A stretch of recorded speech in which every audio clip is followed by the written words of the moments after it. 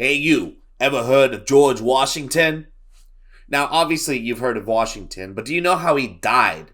Well, I do, and I can safely say it is one of the most horrific death scenes I've ever heard of, and it goes to show how bad healthcare was and how far we've come. Sounds wild? Let's get into it. Washington arrived home on December 12th, 1799, soaking wet, and and being the punctual man that he was, he refused to change before he went for dinner. The next day, he had a sore throat, and throughout the day, he noticed that his condition was getting worse as he went through his day.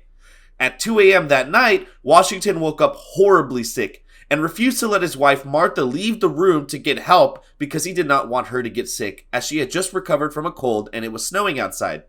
Eventually, in the morning, they sent for Tobias Lear, who was a doctor, and he arrived to find Washington having difficulty breathing.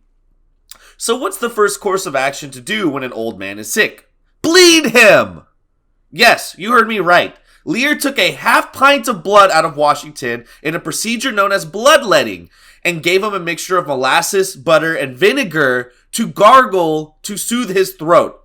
And upon taking it, Washington started to convulse and nearly suffocated. Obviously, this did not help. So a second doctor that Lear had called for, Dr. James Craik, arrived to try something new. After Craik arrived, he produced a blister on Washington's throat using beetles in an attempt to balance out his fluids. After that, he bled Washington again and gave him a solution of vinegar and sage tea to gargle, which did not help. After this, a third doctor arrived, Dr. Gustavus Brown. Now, what did Dr. Brown think best to treat Washington with? An enema!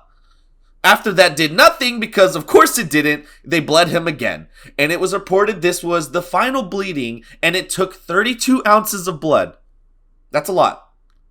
Again, Washington seemed to get worse, and none of the treatments were working. So after the doctors talked for a while, they gave him an emetic to induce vomiting, and when that didn't help, Washington sent Martha to bring 2 wills to the study.